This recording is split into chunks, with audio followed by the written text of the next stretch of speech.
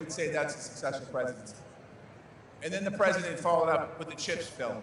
And the CHIPS bill was the fact that we're dealing with inflation today. And part of the reason why we're dealing with inflation is because all our manufacturing jobs over the years got shipped overseas. And we invented a lot of what we shipped overseas. And the president said, we're going to pass this bill, the CHIPS and Science Act, and we're going to bring American manufacturing back to the United States, where it belongs, in states like Wisconsin and other parts of the country, to make sure that we're making investments in those places. And by the way, it's going to create thousands of good jobs, thousands of good union jobs all across the United States of America.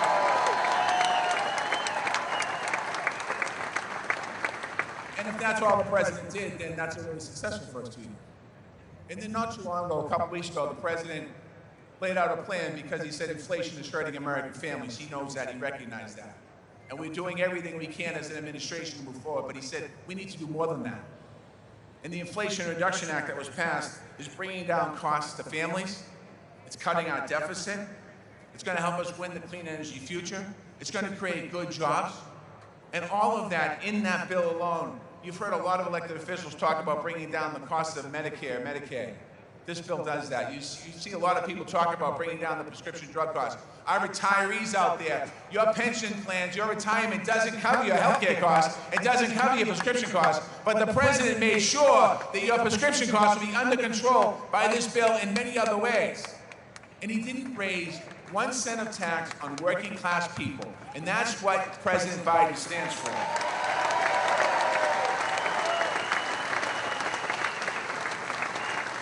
Since the president's taken office, we have recovered every single job lost during the pandemic, and we've added more. We've put strong worker protections in place, from preserving and protecting prevailing wages, to project labor agreements, to rescuing our pension plans, to health and safety for our frontline workers. And we are backing every worker's right to organize. So if somebody wants to organize a union in their workplace, they should have the free and fair right to be able to do that, and there should be no obstacles. They should have the same benefits as most of us have here.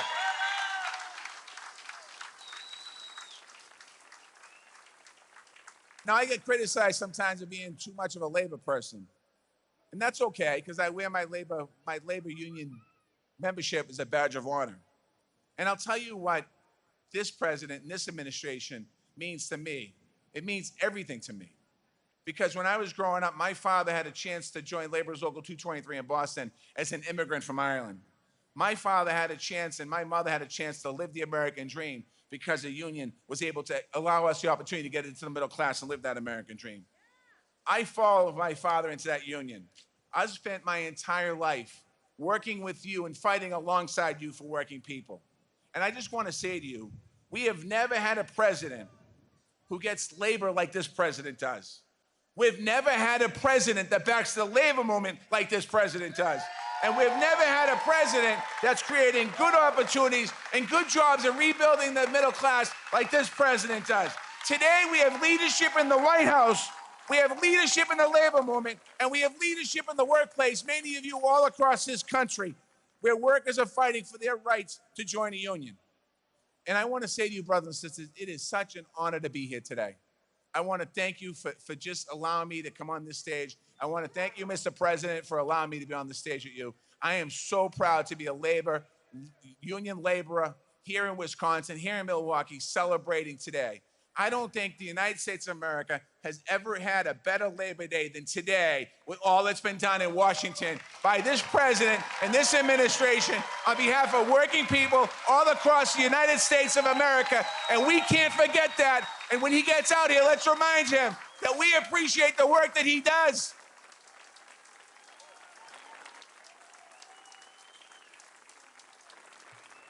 Now, I hope that I didn't take the steam out of the next person who's coming to this microphone. And if I did, I'm sorry, Governor, for doing that. And I have the great honor of introducing your great governor here in this state.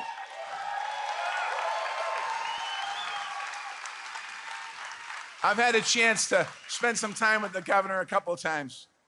And I know I met him I've seen him at the White House. We've been talking about things. And when you see somebody and you know somebody and you get a chance to meet them as labor people, you know who's being real and who's not being real. And you can tell that this governor certainly believes and supports working families and believes in good jobs. He believes in small businesses. He believes in lowering costs for families in the challenge that families face. He believes in apprenticeships and job training. He believes in workers' rights for all workers. Unlike some of your former governors here in this state, who decimated the rights of public employees, by the way, and we know that, Governor Evers not only believes in workers' rights, he fought to make them a reality. That's the kind of leadership that every state in the country needs right now. So, ladies and gentlemen, brothers and sisters, no need for an introduction. I'm proud to introduce to you your governor of the great state of Wisconsin.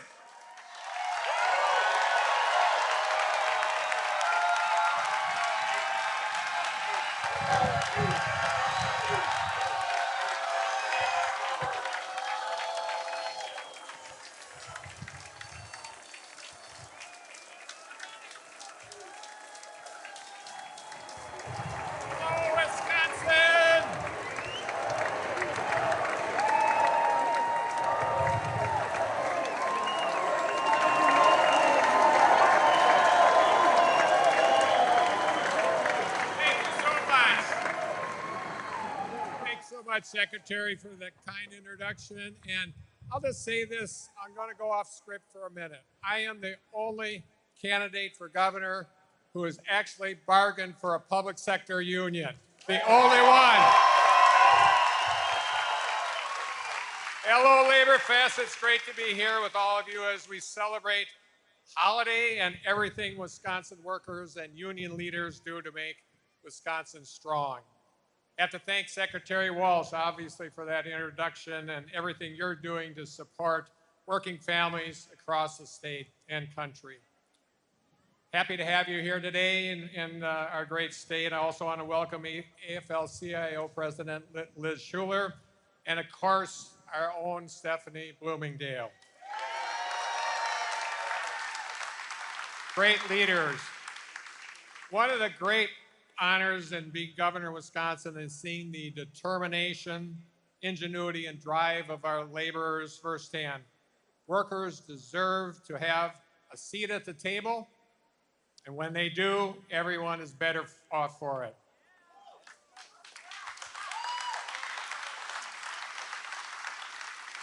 Union laborers helped create the middle class in the state of Wisconsin and created standards for workplaces, Social Security, minimum wage requirements, and more.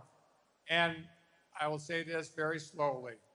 I made union trades essential during the pandemic because I knew that Wisconsin unions would keep our workers safe and get the job done. Thank you so much, trades.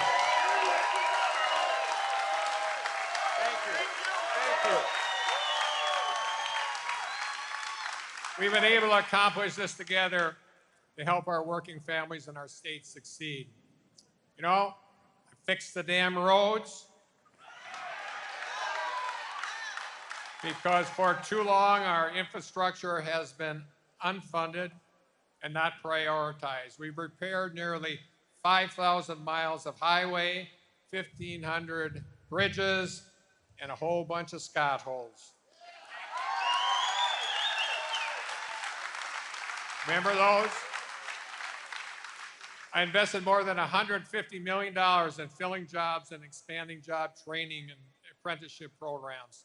Also, workers are keeping more of their paychecks thanks to a 15% income tax cut that I signed.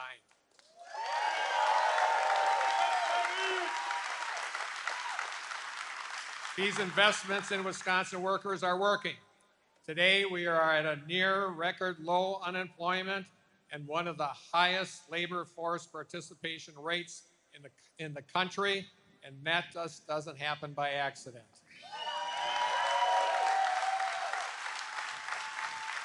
This happens because we've been doing the right thing to grow our economy, but we can do even more to fill jobs and connect workers with good-paying, in-demand jobs across the state. Just this last week, I directed funding to help prepare more than 1,400 Wisconsin students for a wide range of high-wage, high-skilled, and high-demand careers. And that's why we're using and finding regional solutions to give more Wisconsinites the opportunities to achieve their dreams. And we're going to keep working, moving Wisconsin forward together. But we can't do this alone, right? Just by the folks here in Wisconsin. Fortunately, we have a president who understands the challenges facing working families and willing to work with us to find common sense solutions.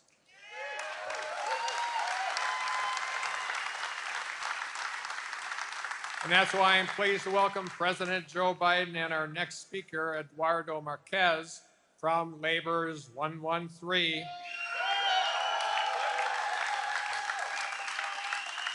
Eduardo has been a laborer since 2014, and we're so grateful for the hard work and dedication of folks like him across the state. You know, we need to bring people together, something that's not always easy to do in Madison or Washington, D.C., to give working families like Eduardo's the support they need to succeed.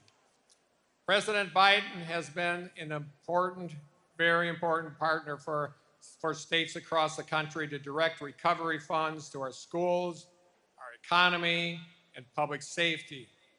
He hasn't forgotten that working families matter, not just on Labor Day, but every single day of the year. So please join me in giving a warm Wisconsin welcome to President Joe Biden and Eduardo Marquez.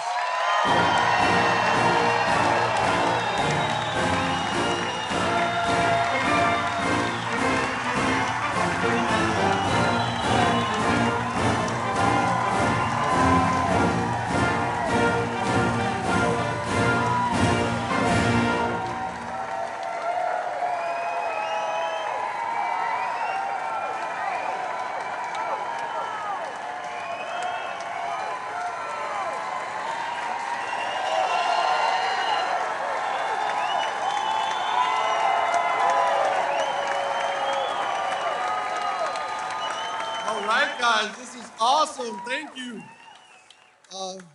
Good afternoon, brothers and sisters, ladies and gentlemen. For those who don't know me, I'm Eduardo Marquez. A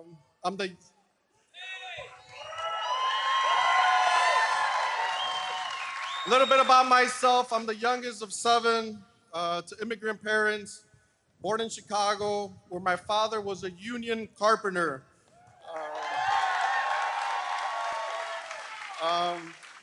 That's where I was introduced to construction and hard work. I moved to Waukesha when I was 20 years old. I've been a member of Local 113 since 2014. I started as a mason tender, all under the building trade. Some responsibilities are to build scaffold, operate the hydro lift, and rough terrains. All of this I was trained and certified in our Union Training Center in DeForest, Wisconsin.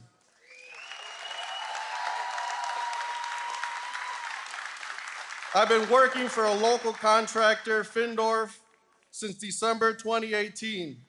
They made me a foreman and offered me additional training, supervisor training program. This year, I'm proud to say I began to run jobs for Findorf as a project superintendent.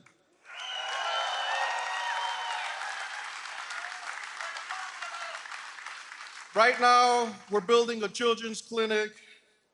I'm married with 3 sons. Thanks to the union wages and benefits, my wife was able to be a stay-at-home mother for 6 years to raise our boys.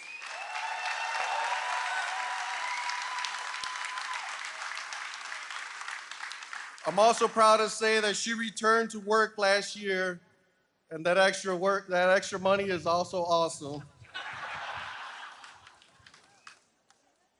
I know that President Biden pushed hard for the infrastructure bill that would create so many jobs for laborers to repair our bridges, water system, and many other things.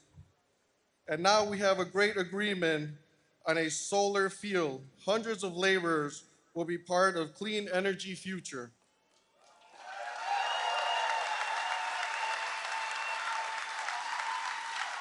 I'm so proud and honored to stand here today and say thank you, President Biden, for looking out for workers and our families.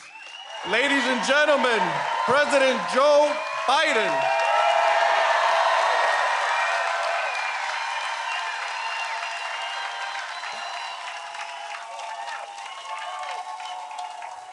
Hello, Milwaukee.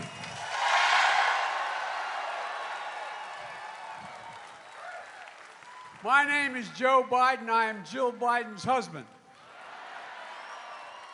And I want to start by saying any child under 12 years of age deserves a little extra ice cream or something for doing this. This has got to be the most boring thing in the world for you, honey. But we're going to work something out for you, I promise.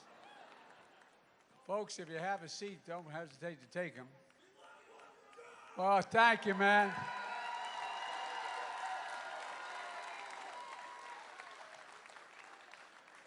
Well, you know, I think this is getting to be a pretty good, year for a Labor Day. Eduardo, thank you for that introduction. It's great to be with Governor Evers, Representative Gwen Moore. Where's Gwen? There you go, Gwen. I love you, kid. You've been there every step of the way when I've needed help as president. Thank you, thank you, thank you. And Mayor Johnson, where's Mayor? Where's the mayor? There you go. He's got those two beautiful girls and the son. I tell you what. You got to tell your girls, you got to be patient with we dads. We're hard to raise. We're hard to raise. And where's the county executive? Stand up, big guy. I think these two guys spend all their time in the gymnasium. They look like they're in too good a shape. I want to thank Tammy. She couldn't be here today, who's a champion of working people and always there. You know, and the same goes for Lieutenant Governor Mandela Barnes, who couldn't be here, but he's going to be your next United States Senator. Oh, he is.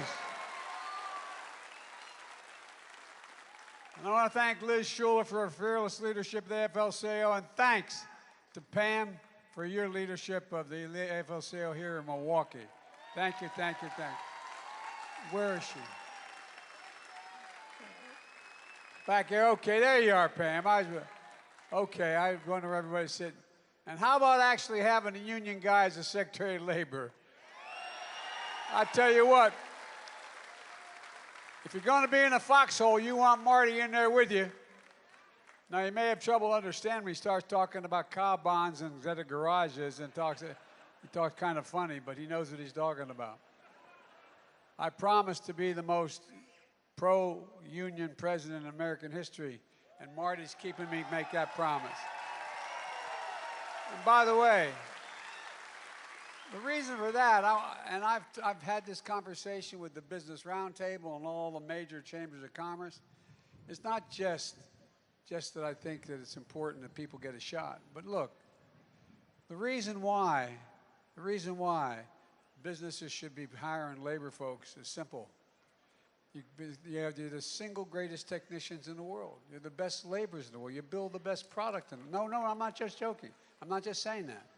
But people forget, a lot of the trades, they forget. You go to 4 or 5 years of school, you're an apprenticeship. It's like going back to college. It's not like you all of a sudden just step in. You build a better product, it lasts longer, and it's cheaper for the business, and it's better for the country. Look, folks, Labor Day is a special day in the country and here in Milwaukee. This is one of the biggest Labor Day events in America you all have here. And it's a special day to me as well. Because the fact of the matter here is I wouldn't be here without unions. Unions. Electricians, iron workers, letter carriers, teamsters, laborers, bricklayers, transit workers, plumbers and pipe fitters, steel workers. I wouldn't be here without cops, firefighters, teachers, nurses. I wouldn't be here without painters, pilots, auto workers, custodians, carpenters, grocery store workers, steel metal workers, and so many others. That's not a joke. That's not a joke. I got elected when I was 29 years old with the United States Senate and with a state that had recently been right to work. You know why? Because union labor endorsed me and fought for me. So the bad news for you all is I'm here because of you. Look, the middle class built America. Everybody knows that. But unions built the middle class. That's a fact. That's a fact. Look, folks, I believe we're at an inflection point in American history. I really mean that. It comes around every 5 or 6 generations. Inflection where one of those moments where everything's changing. Everything's changing. And we're going to have to ask whether we want to be a country that moves forward or backwards. We're going to build a future or we're going to obsess about the past. I've said many times, we're the only country in the world that's come out of every crisis we ever faced stronger than we went in it. No other nation has done that. And we do it because we've been a nation of unity, of hope, of optimism. Not a nation of division and violence and hatred being preached by some others. I want to be very clear up front.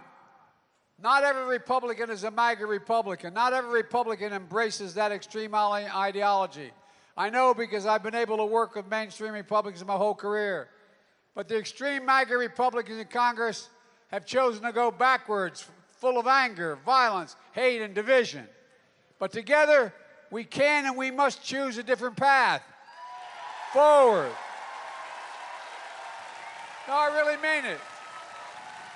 We have to. A future of unity, of hope, of optimism. We're going to choose to build a better America. A better America.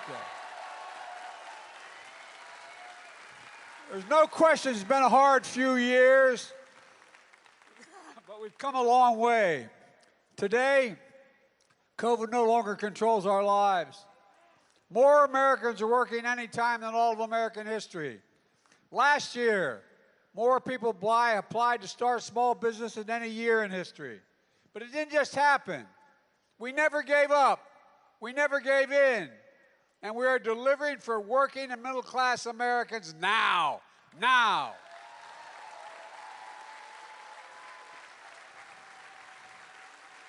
Nearly 10 million new jobs, more jobs than ever been created at this point in any presidency in history. Wages are up.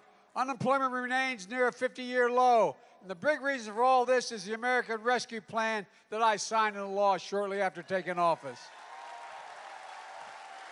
With the help of your Democratic members of Congress, that's how we got it done. Not one single Republican vote. The plan took America from economic crisis to economic recovery. And here in Wisconsin, your governor and your mayor of Milwaukee used that money like it's supposed to be used. Keeping city workers on the job in the face of rising costs, keeping streets safe by fixing streetlights, training 130 new firefighters, helping hire close to 200 more police officers. Not a single Republican voted for that. Not one single one. Every single Republican in Congress in this state voted against that funding. So let me remind you, no, I really mean it. Let me remind you, what else was in that American Rescue Plan? A thing called the Butch-Lewis Act. Now look, for too long, most Americans don't know what that means. Those of you who have been driving trucks from factory to stores, bagging our groceries, building our buildings, bridges, roads, so much more. And with each paycheck you earn, the employees put money into that pension plan. But some companies didn't set aside enough money to pay for those plans. And as a result, hundreds of pensions, 2 to 3 million workers and retirees were going insolvent. Millions of retirees were at risk of losing their retirement security through no fault of your own. So with the American Rescue Plan, we passed the Butch-Lewis Act to protect pensions all of you work so damn hard for. Pensions you sacrificed for. In retirement, it'd be a little like losing your Social Security and your Medicare. It's one of the most significant achievements union workers and retirees, for union worker retirees, in over 50 years. And I'll say it again, not a single Republican congressman voted to protect your pensions. Not one. And by the way, I know a lot of them wanted to vote for it. They're afraid of losing primaries in this new Republican Party. They also passed once-in-a-generation investment in our nation's roads, highways, bridges, railroads, ports, water systems, high-speed internet. Folks, your governor's already repaired over 5,000 miles, 1,500 bridges in Wisconsin alone. Just a start. We will, when this is over, have the best infrastructure, not a joke, in the entire world. The single best in the world. And that means jobs. No, that means jobs. That means we continue to lead the world. You can't do it without the best ports. You can't do it without the best airports. You can't do it. I'm not going to go on, but the point is, you can't do it. Right here in Milwaukee, it's estimated 40% of the homes still have lead service water, lead pipes for their water. Because of the infrastructure law, this city is receiving millions of dollars to replace those lead pipes, to make sure families have safe drinking water. Your child shouldn't have to worry about turning on the faucet or going to school, going to the water fountain, and worried about any kind of lead in the water. Look, it's the biggest investment in America since President Eisenhower's Interstate Highway Act. And we made sure the infrastructure law included significant labor protections. For example, the majority of the funds in the law are subject to Davis-Bacon. And it's not just because I wanted to help unions. It's simple. You're the best in the world. That's not hyperbole. No, that's not a joke. You really genuinely are. You just don't decide you want to be a pipe fitter or an electrician. It takes you 4 to 5 years of hard work, the apprenticeships. It's like going to college. You're the best trained workers in the world, and you deserve to be treated that way. And by the way, those of you who know me, no one ever doubts I mean what I say. The problem is I sometimes say all that I mean. I've made the same comments to the Business Roundtable, to the Chamber of Commerce. They understand it. They don't want to pay it. They understand it, though, because it's true. I also signed the Chip and Science Act, a groundbreaking law. Will once again manufacture semiconductor chips that power every day, everything, our smartphones, dishwashers, automobiles, national security stuff, right here in America. Guess what? We invented it here. We invented it here in America.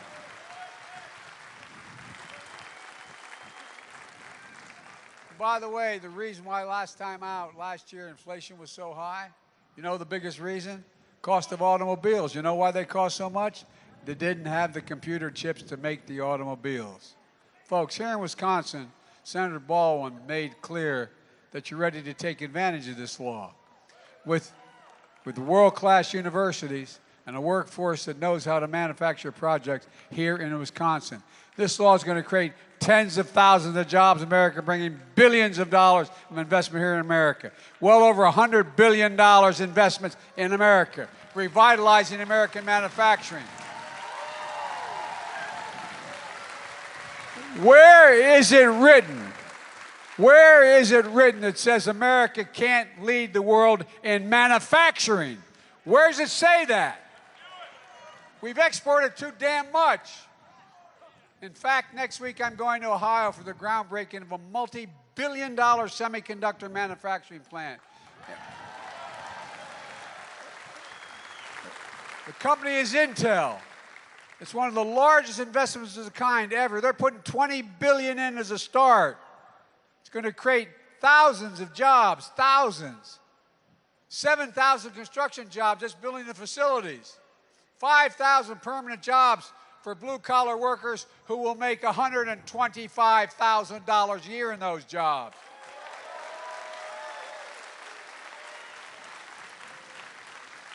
And by the way, if you take a look, manufacturers all over the world are coming to the United States, from Korea, from Japan, from all over the world. Why? You know why the head of the outfit out of Korea told me they're coming here?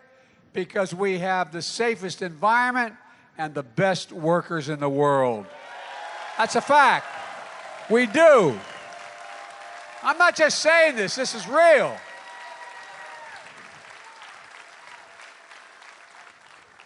Look, folks, it means we're going to build the future in America, with American workers, in American factories, using American-made products.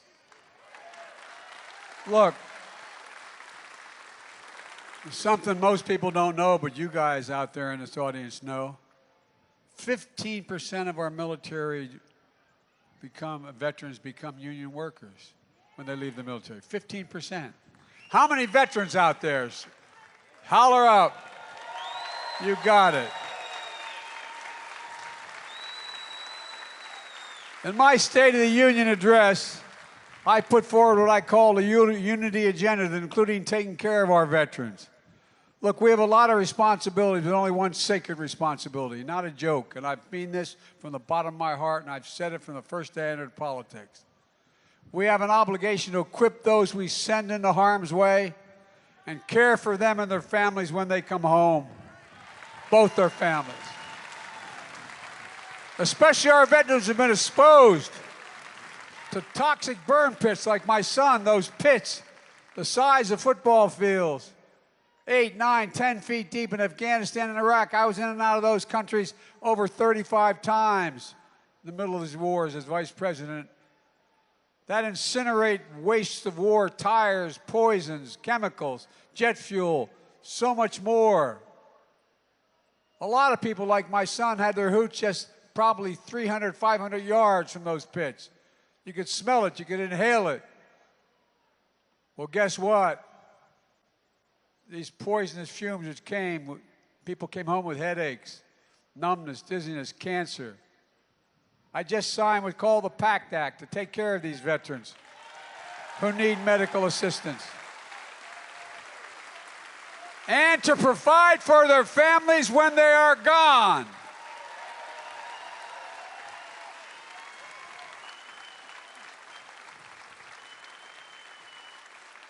For God's sake, it's the least we can do. It's the least we... Well, I'd love you too, kiddo, I'll tell you. Look, like I said, I believe we have a lot of obligations. We have a lot of obligations, only one sacred obligation. That's to take care of those vets we send overseas and when they come home. No, I know, but I really mean it. And as I said, I just signed into law a historic Inflation Reduction Act. It wasn't easy to take on big drug companies, but we did. I've been fighting them since I got in Congress 180 years ago. You know, we pay more for prescription drugs in the United States of America than any major country in the world, here in the United States, okay? There's no reason for it. For the last several decades, many of us have been trying to fix the problem. But for decades, Big Pharma tried to block giving lower drug prices for those on Medicare or anywhere else. For decades, Big Pharma won year in, year out because they owned chunks of the Congress, because they had to help, like your senior senator, Ron Johnson, who said, no, I want to say what he said. He said he opposed lowering drug costs because it would result in punishing the pharmaceutical industry. Bless me, Father, for I have sinned. I mean, come on, man. Not this year. We beat pharma this year. We beat pharma this year, and it mattered. We're going to change people's lives. We finally beat pharma. Now Medicare will have the power to negotiate lower prescription drug prices. We can guarantee no senior will have to pay more than $2,000 out of pocket for their drugs for the entire year, no matter whether the bill is $50,000, no more than $2,000, period.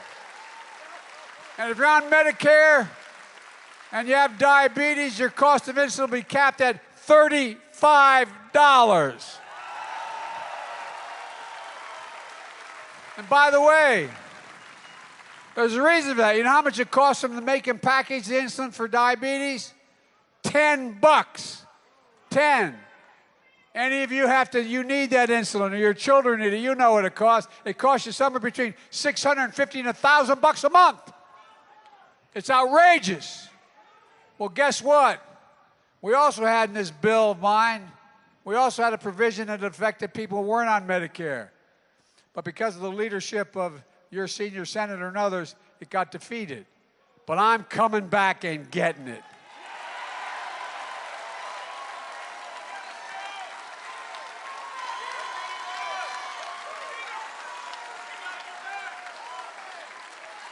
Imagine, think about this. Imagine being a mom or a dad. I mean this from the bottom of my heart. Imagine being a mom or dad with a kid with type 2 diabetes, knowing you need that insulin, and you don't have the insurance. You can't pay for it. I'm not joking. Think about it. Think about how it'd rip your heart out. It's wrong. It's simply wrong, and we're going to end it. It costs $10 and you can make 35 if you want. That's it.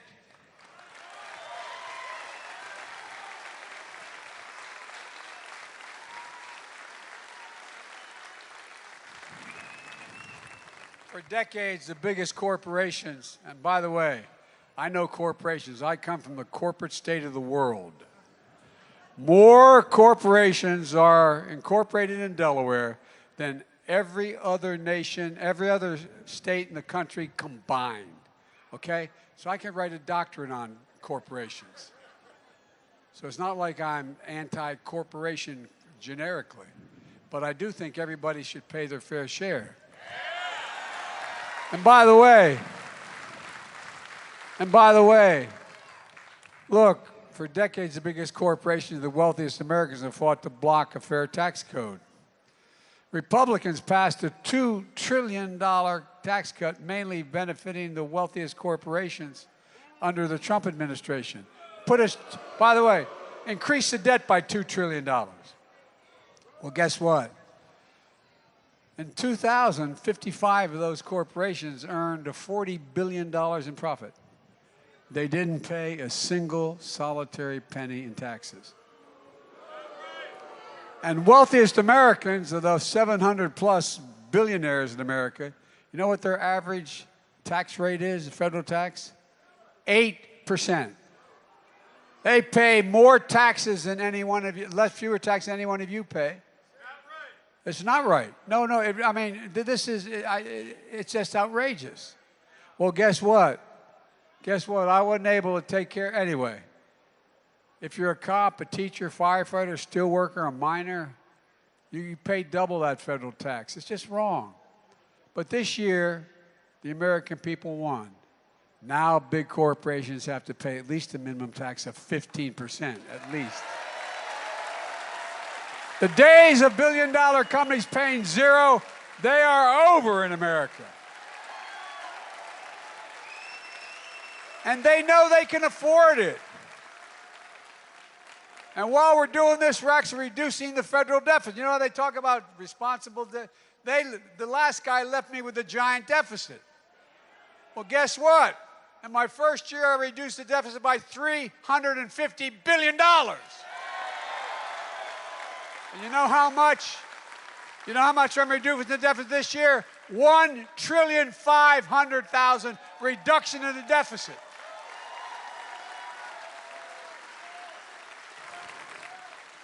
And by the way, just by dealing with allowing Medicare to negotiate drug prices, it means Medicare doesn't have to pay out that many tax dollars to buy them.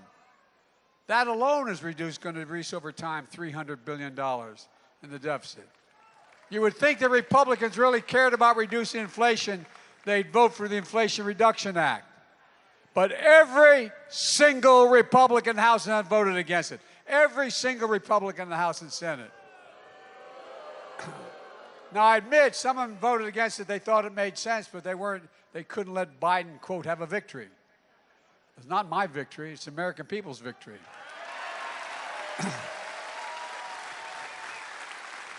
In spite of the fact that while doing all this, we lowered the deficit by $1.5 trillion this year. Here in America, every single Republican voted against lowering prescription drug prices, against lowering health care costs, against protecting your pensions, against lower energy costs, against creating good-paying jobs, against a fairer tax system. Every single one in the House and Senate.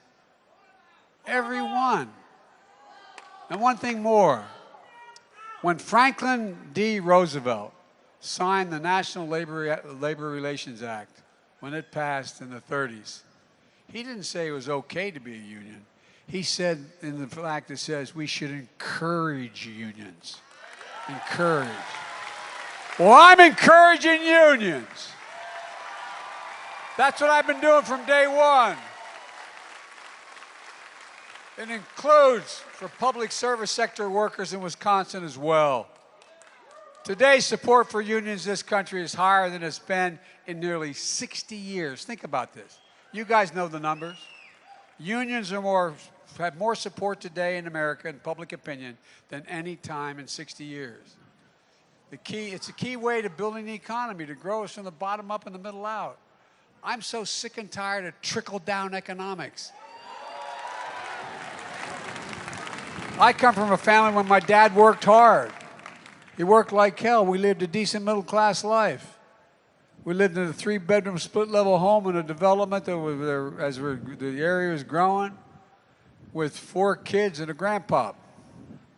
I sometimes wonder, anyway, I wonder, it was great for us, but those walls are thin. But all kidding aside, we did fine, no complaints. We did fine. But here's the point. The biggest contrast from what MAGA Republicans, the extreme right, the Trumpies,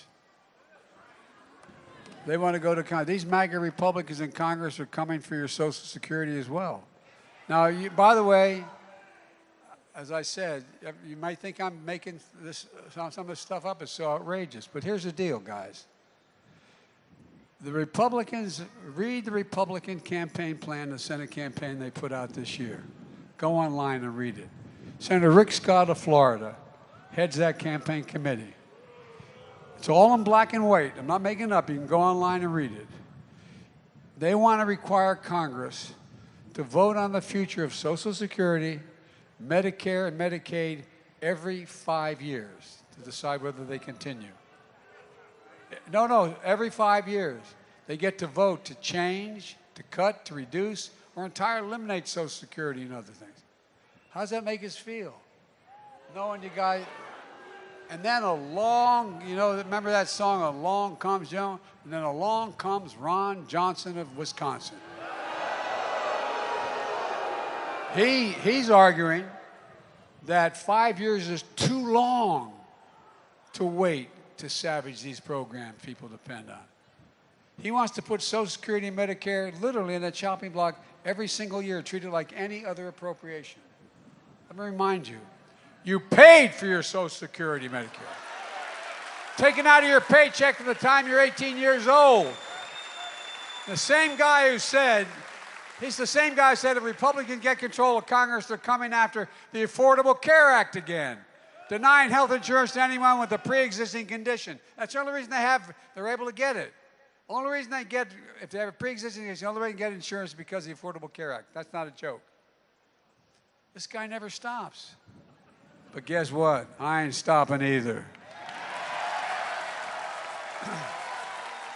Folks,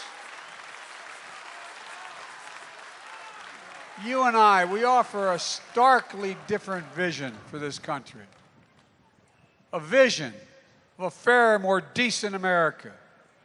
One where everybody has a fair share, where every American is treated with, my dad would say, with dignity. The economy that works for work, not wealth. Let me close with this. We're at a serious moment in our nation's history, and it's not I mean it from the bottom of my heart. As I said last week, we remain in the battle for the soul of America. By the way, all right, God love you. Let him go. Let him go. No, don't let him go. Look, everybody's entitled to be an idiot. No, everybody's entitled. Okay? Look. Extreme MAGA Republicans don't just threaten our personal rights and our economic security. They embrace political violence.